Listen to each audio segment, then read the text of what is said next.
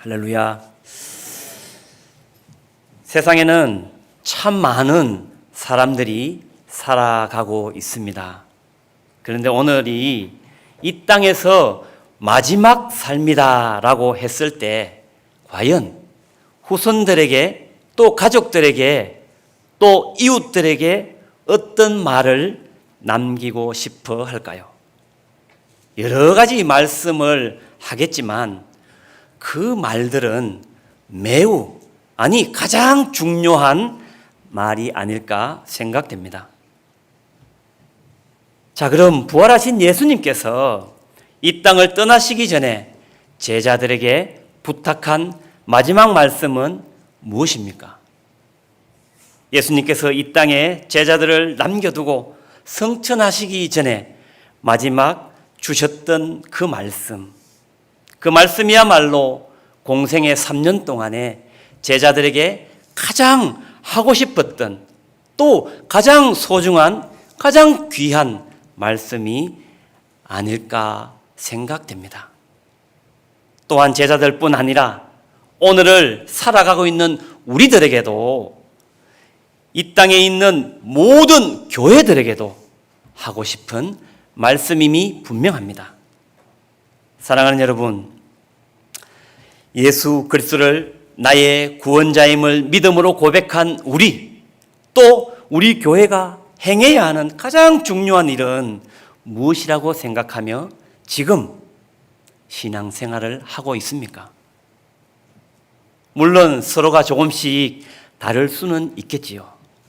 어떤 분은 소위르문답 제1문처럼 하나님을 영화롭게 하며 그를 영원토록 즐거워하는 것이다 라고 생각하는 분도 있을 것이고, 또 예배하는 것, 또 기도하는 것, 또 말씀으로 양육받는 것, 또 내가 그 말씀으로 성숙되는 것, 또 소외된 이웃들, 가난한 이웃들에게 도움을 필요한 그 이웃들에게 사랑과 도움을 베푸는 것, 또 다음 세대를 세워나가는 것, 이것이야말로 나와 교회의 가장 중요한 사명이다라고 생각하는 분들도 분명 있을 것입니다.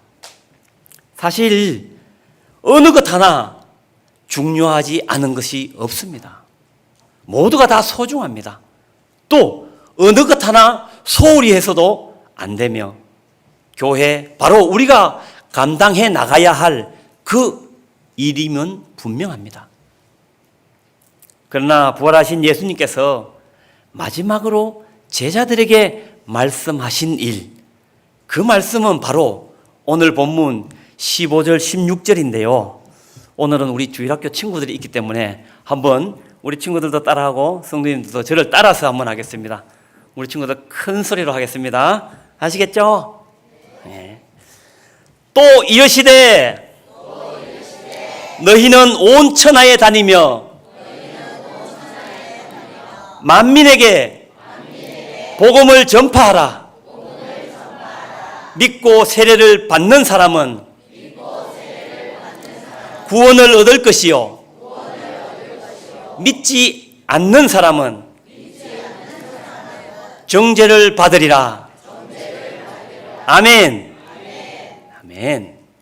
사실 이 말씀은 부활하신 예수님의 부탁이나 권면의 말씀이 아니라 제자들에게 마지막으로 하시는 예수님의 명령이었다는 사실입니다. 예수님은 제자들에게 이제는 내가 다시 살아났다, 이제는 안심하라, 이렇게 말씀하신 것이 아닙니다. 예수님은 제자들에게 새로운 사명을 주셨습니다. 그것은 온 천하에 다니며 만민에게 복음을 전파하라 라는 것이었습니다. 그 당시 유대인들은 잘 알려진 그러한 사람들이 아니었습니다. 오히려 유대인들은 로마 제국의 한 구석에 있는 작은 식민지에 불과했습니다.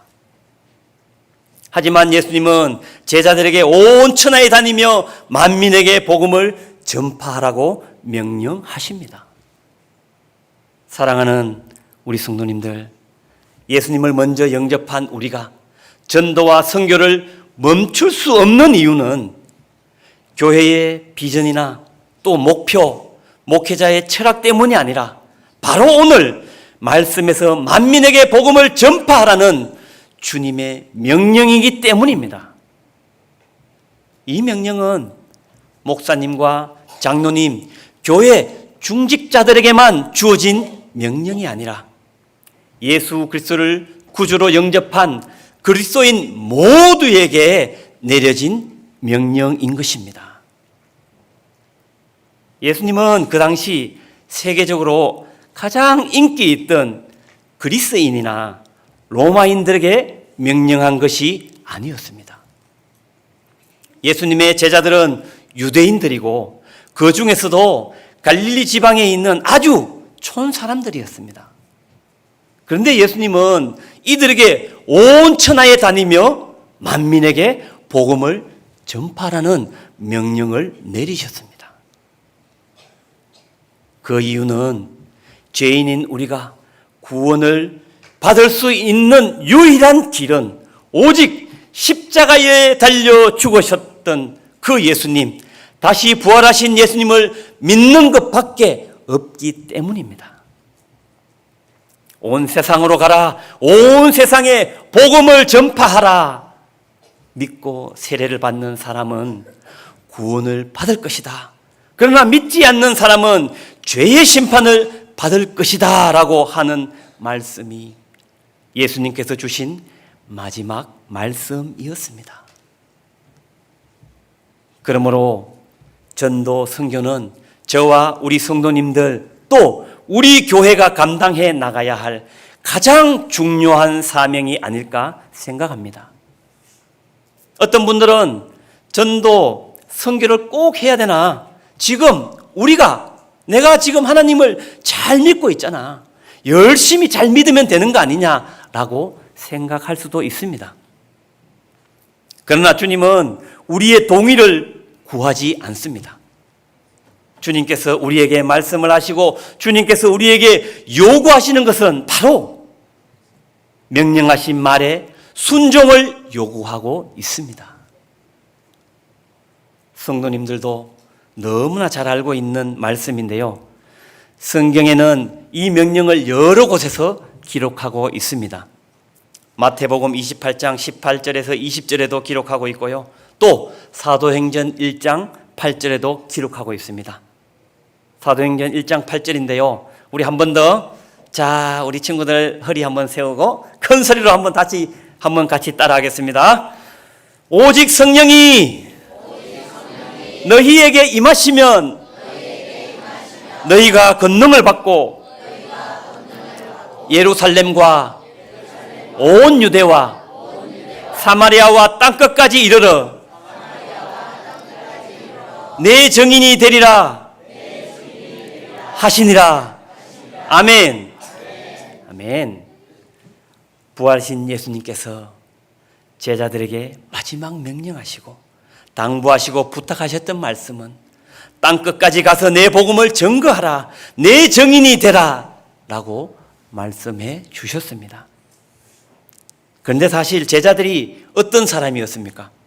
예수님께서 부활하셨다는 소식을 전해 들었지만 어느 누구도 단번에 예수님께서 부활하셨구나 할렐루야 라고 외쳤던 사람은 아무도 없었습니다. 다 의심으로 가득 차 있었던 제자들이었습니다. 이런 소리에 제가 많이 익숙한데요. 오늘 좀 떨고 있습니다. 그래서 예수님께서 그 제자들을 보면서 어떻게 하셨는지 오늘 본문 마가복음 16장 14절에 기록하고 있습니다. 다시 한 번 더 따라하겠습니다. 그 후에 11 제자가 음식 먹을 때에 예수께서 그들에게 나타나사 그들의 믿음 없는 것과 마음이 완악한 것을 꾸짖으시니 이는 자기가 살아난 것을 본 자들의 말을 믿지 아니함일러라. 아멘. 아멘. 그리고 제자들의 믿음이 적은 것을, 마음이 굳은 것을 예수님은 꾸짖으셨습니다.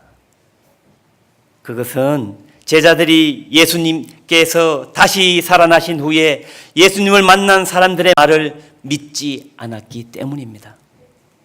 마가는 그들의 믿음이 없다라고 기록하고 있습니다. 그들이 믿음이 없는 것과 그들의 마음이 강팍해지고 완악해져서 굳어져 있는 것을 예수님께서 꾸짖었습니다. 사실 제 개인적인 생각으로는 이 제자들을 다시 받아주지 않았을 거예요.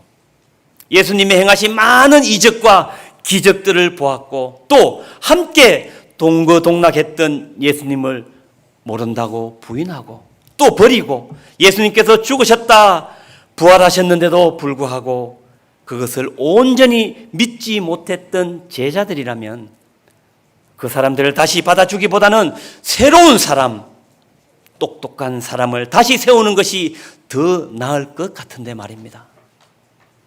왜 예수님께서는 그렇게 하지 않고 제자들을 다시 회복시키시고 부활을 믿고 증거하는 사람들로 만들어 가시는 걸까요? 이 부활을 전했던 천사가 말하는 것은 그분은 여기 계시지 아니하다.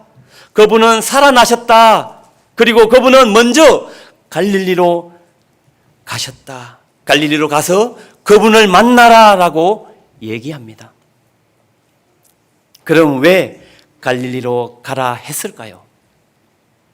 왜 예수님은 갈릴리에서 그 제자들을 만나려고 했을까요? 지금 있는 곳 예루살렘에서 만나면 더 좋을 텐데 말이죠. 그런데 가만히 생각해 보면 예루살렘은 제자들에게 어떤 곳이죠? 제자들이 헛된 꿈을 꾸었던 곳이었고 또 신분 상승과 출세, 욕망이 가득한 곳이었습니다. 또한 예수님께서 식사를 하시면서 내가 잡혀서 곧 죽게 될 것이라고 말씀을 하셨는데도 이 말씀을 듣고도 밥상머리에서 서로 누가 큰 자냐고 싸울 정도였어요. 그리고 예루살렘은 그들이 예수님을 배반하고 예수님을 팔고 예수님을 저주하고 예수님을 떠났던 자리였습니다.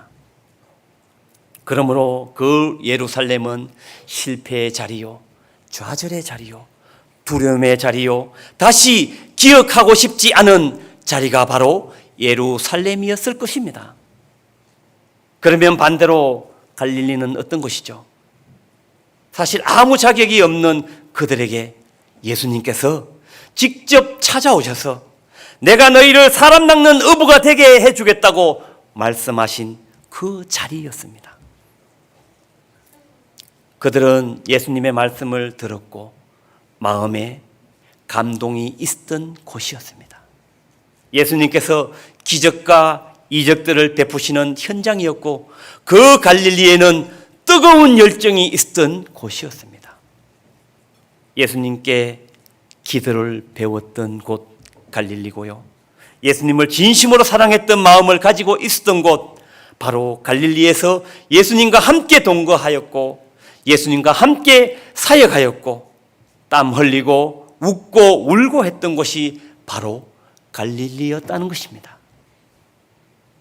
바로 그곳 갈릴리에서 예수님께서는 제자들을 다시 부르셔서 두 번째 기회를 주고 싶어 하셨습니다.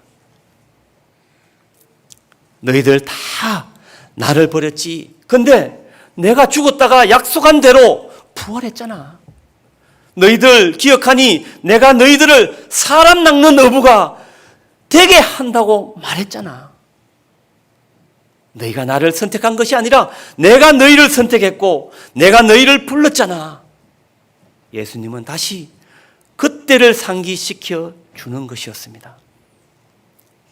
이제 내가 너희를 다시 선택한다. 너희들 실패했고 넘어지고 나를 배반했지만 이제 다 괜찮아. 이렇게 예수님의 열심과 사랑이 제자들을 회복시키며 다시금 살아남는 어부 복음 증거자로 부르시는 것이었습니다.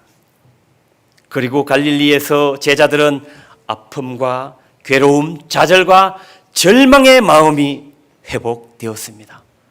그들이 다시 부르심을 받고 복음 증거자의 삶을 살아갈 것을 결단합니다.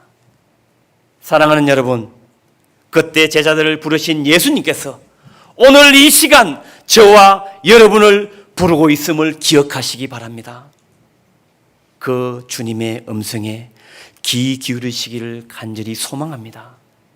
이 부르심에 저와 우리 성도님들 또한 순종으로 반응하며 결단하기를 축복합니다.